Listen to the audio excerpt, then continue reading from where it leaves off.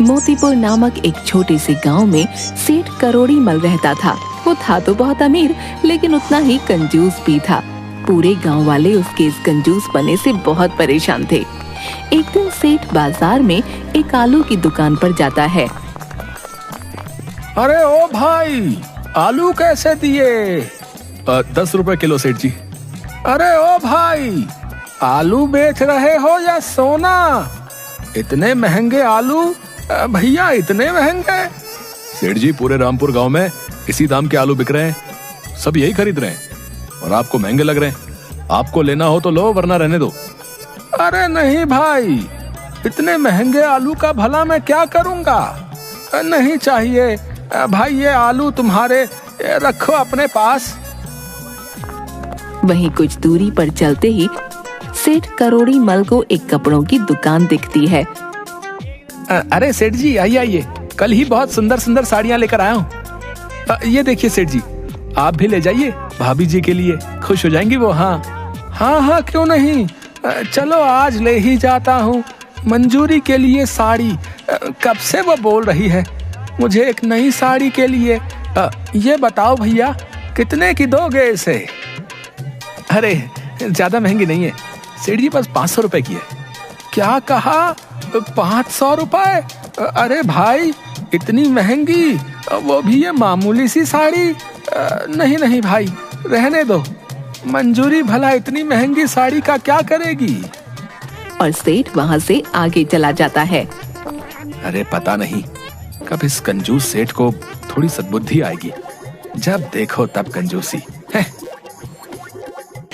सेठ अपने घर जाता है।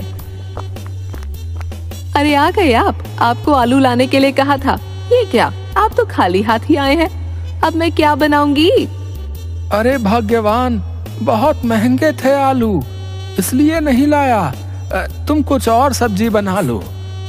हे भगवान, ये किस आदमी से पाला पड़ गया है? हर वक्त तुम्हारी कंजूसी से मैं तंग आ गई हूँ। मुझे नहीं पता, मेरा कई दिनों से आलू खाने का मन है। कल मुझे आलू चाहिए बस, वरना मैं कल खाना नहीं बनाऊंगी, बता देती हूँ आपको। अगली सुबह एक नौकर सेठ के पास आता है। सेठ जी, आपने कई महीनों से मेरी पगार नहीं दी है। अरे पिछले महीने ही तो दी थी तुझे तेरी पगार।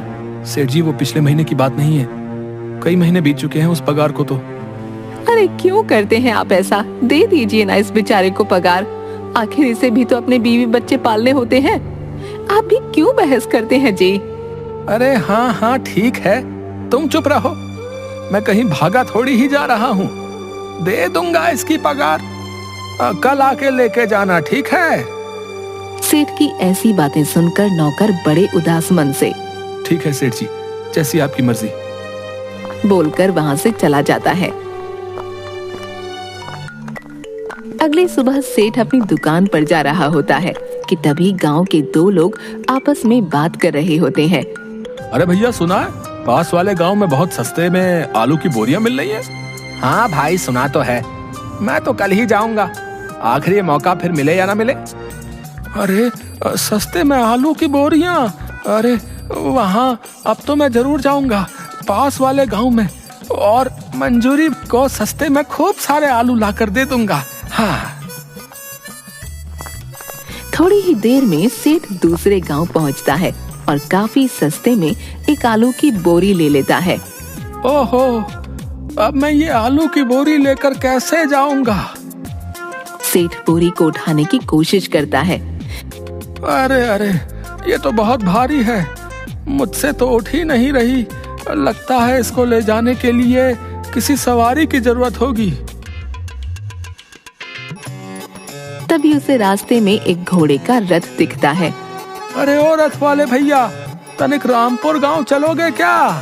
अरे हाँ हाँ सेठ जी, क्यों नहीं, बिल्कुल चलेंगे, लेकिन जरा आज हमारे घोड़ों की तबीयत ठीक से नहीं है, इसलिए जरा आराम से बैठिएगा। अरे हाँ भाई, ठीक है। और रथ चलने लगता है। थोड़ी ही देर बाद रथ का घोड़ा बहुत तेज भागने लगता है। अरे ओ भैया, यह क्या कर रहे हो? तनिक अपने इस घोड़े को थोड़ा धीरे चलाओ भाई। अरे सेठ जी, मैंने तो पहले ही कहा था कि मेरे घोड़े की तबीयत आज ठीक नहीं है, अब ये रुक ही नहीं रहा है। भगवान, अरे भाई लगता है आज तुम्हारा ये घोड़ा मेरी जान लेकर ही छोड़ेगा। हे भगवान, आज मेरी जान बचा ले, पूरे गांव को भोजन कराऊंगा। हाँ, सेठ कई बार ऐसा बोलता है। थोड़ी ही देर बाद अचानक से घोड़े का रथ रुक जाता है। आज तो बाल बाल बचा, वरना ये घोड़ा तो मुझे मार ही डालता। हे भगवान, तेरा बहुत बहुत धन्यवाद। अरे सेठ जी, अब तो आपको पूरे गांव को भोजन कराना पड़ेगा। अरे सेठ जी, अब मुझे मत भूल जाइएगा। हाँ, मैं अभी जाकर पूरे गांव वालों को बता देता हूँ कि करोड़ीमल सेठ पूरे गांव को दावत देने वाले हैं। हाँ। ऐसा बोलते हुए वो रथ वाला वहाँ से चला जाता है। अरे ये क्या बोल दिया मैंने, ऐसी गलती कैसे हो गई मुझसे। अब ये रथ वाला सारे गांव वालों को जाकर बता देगा कि मैं दावत देने वाला हूँ और सारे गांव वाले मेरे घर आ जाएंगे। फिर तो सभी गांव वालों को भोजन कराना पड़ेगा मुझे, और अगर सभी गांव वालों को भोजन नहीं कराया तो मेरी बड़ी बदनामी होगी। अरे अरे अरे, ये क्या हो गया मुझसे। ये सोचकर ही सेठ बड़ा उदास हो जाता है। सेठ अपने घर जाता है। अरे आ गए आप, कहाँ चले गए थे? काफी देर में लौटे हैं। अरे मैं तो तुम्हारे लिए आलू की बोरी लेने गया था, लेकिन एक नई मुसीबत आ गई। क्या हुआ जी? आखिर ऐसी कौन सी मुसीबत आ गई है? क्यों ऐसी बातें कर रहे हैं आप? सेठ अपनी पत्नी को सारी बात बताता है। अरे ये तो कितनी अच्छी बात हुई जी, आखिर आपकी जान बच गई। आपने खुद ही तो बोला था कि आप सभी गांव वालों को भोजन कराएंगे, और ये तो और भी अच्छी बात है कि हमारे घर सभी गांव वाले दावत पर आएंगे। वो सब हमें कितनी दुआएं देंगे। अरे तुम चुप करो भाग्यवान, हैं? क्या तुम्हें ये नहीं पता कि गांव वालों के भोजन का खर्चा बहुत महंगा पड़ जाएगा? मेरे इतने सारे पैसे इस दावत में खत्म हो जाएंगे, लेकिन अब तो मुझे गांव वालों को दावत देनी ही पड़ेगी। अब मैं क्या करूंगा? सेठ काफी सोचता है, फिर उसे एक तरकीब सूझती है। सेठ एक हलवाई को अपने घर बुलाता है। सेठ जी, आपने बुलाया मुझे, बताइए क्या बनवाना है आपको? मुझे ऐसे लड्डू बनवाने हैं जो किसी से भी ना चबाए जाएं। तुम एक एक लड्डू काफी बड़ा और ठोस बनाना। अरे सेठ जी, ये क्या बोल रहे हैं आप? ऐसे लड्डू का भला क्या करेंगे जिसे कोई भी ना खा पाए? तुमसे जितना बोला है तुम सिर्फ उतना करो, समझे? कल सुबह सारे लड्डू घर पहुंचा देना। ठीक है सेठ जी, जैसी आपकी मर्जी। ये सभी बातें सेठ की पत्नी चुपके से खड़ी सुन रही होती है। अगले दिन सुबह सभी गांव वाले सेठ के घर आते हैं। सभी एक साथ बैठे होते हैं। उनमें से एक गांव वाला, अरे भाई आज तो मजा ही आने वाला है। कंजूस सेठ के घर कभी भोजन करने को मिलेगा, ये किसने सोचा था भैया? भाई वाह वाह वाह, मैं तो पेट भर कर खाऊंगा भैया। हाँ भाई, सही बोल रहे हो। आज लगता है सेठ जी ने बहुत मजेदार पकवान बनाए होंगे। हाँ, मेरे मुंह में तो ये सोचकर ही पानी आ रहा भैया। इसके बाद सभी गांव वाले हंसने लगते हैं कि तभी वहाँ पर सेठ करोड़ी मलाता है। अरे सेठ जी, आज तो हम जी भर कर खाएंगे। हाँ हाँ हाँ, क्यों नहीं भाइयों, अभी थोड़ी देर में तुम्हारे लिए भोजन आता ही होगा। तभी गांव वालों के सामने सेठ का एक नौकर पत्तों से बनी खाने की प्लेट एक एक करके रख देता है। काफी देर के इंतजार के बाद, अरे भाई न जाने कितनी देर में आएगा भोजन। हाँ भाई, कब से तो इंतजार कर रहे हैं, अब तो पेट में चूहे भी कूदने लगे हैं, अब सब्र नहीं होता भाई। कि तभी सेठ की पत्नी एक थाली में बहुत सारे लड्डू लेकर आती है और सबकी प्लेट में एक एक लड्डू रख देती है। अरे सेठ जी, बस एक लड्डू, इसमें भला हमारा क्या होगा? इस एक लड्डू से तो हमारी भूख ही नहीं मिटेगी। अरे भाइयों, ऐसा नहीं है, मैंने आप सभी गांव वालों के लिए काफी सारे पकवान बनवाए हैं, लेकिन मैं आपके साथ एक खेल खेलना चाहता हूँ। खेल? भैया कैसा खेला सेठ जी?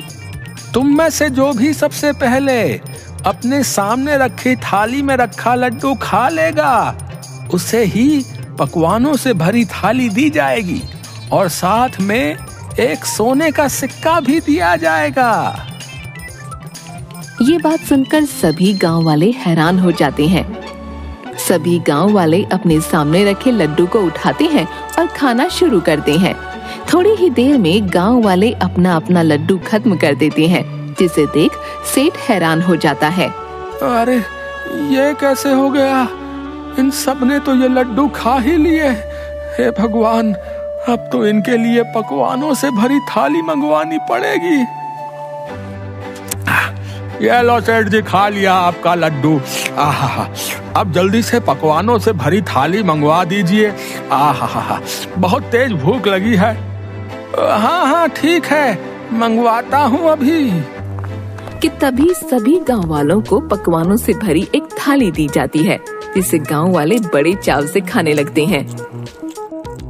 थोड़ी देर बाद सभी गांव वाले भोजन करने के बाद, अरे वाह, आज तो सेठ जी आपने मन खुश कर दिया हमारा, बता रहे। सारा भोजन बहुत स्वादिष्ट था। चलिए अब हमारा एक एक सोने का सिक्का तो दे दीजिए। हाँ हाँ सेठ जी, अब सोने का सिक्का भी दीजिए। हाँ हाँ ठीक है, देता हूँ सोने का सिक्का।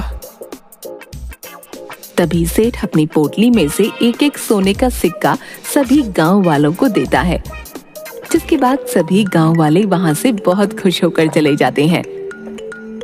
हाय हाय, ये क्या हो गया? मेरे इतने सारे सोने के सिक्के भी चले गए। हाय हाय, लेकिन ये कैसे हो गया? मैंने तो उस हलवाई से ठोस लड्डू ही बनवाए थे। न जाने कैसे इन गांव वालों ने वो भी कटक लिए। जी चुप हो जाइए आप। जब आप उस हलवाई से ठोस और ना चबने वाले लड्डू बनाने की बात कर रहे थे तो मैंने सब सुन लिया था, जिसके बाद मैंने खुद सभी गांव वालों के लिए लड्डू बनाए और आपने जो लड्डू मंगवाए थे उन्हें अपने बनाए गए लड्डू से बदल दिया था। ये क्या करने जा रहे थे आप? घर आए मेहमानों के साथ कोई ऐसा करता है क्या? मेहमान तो भगवान का रूप होते हैं और आप उनके साथ ही ऐसा खराब बर्ताव करने जा रहे थे। सभी गांव वाले कितनी उम्मीद से आपके घर भोजन करने आए थे। मैं आपकी पत्नी हूँ और ये मेरा कर्तव्य बनता है कि मैं आपको कोई भी गलती ना करने दूं। इसलिए मैंने वो लड्डू बदल दिए थे। अपनी पत्नी की ऐसी बातें सुन सेठ को अपनी गलती पर पछतावा होता है। तुम सही कह रही हो भाग्यवान, तुमने मेरी आंखें खोल दी। मैं अपनी कंजूसी के कारण घर भोजन करने आए मेहमानों के साथ कितना गलत करने जा रहा था, लेकिन तुमने अपनी सूझबूझ से ऐसा नहीं होने दिया। तुम्हारा बहुत बहुत धन्यवाद मेरी प्यारी पत्नी।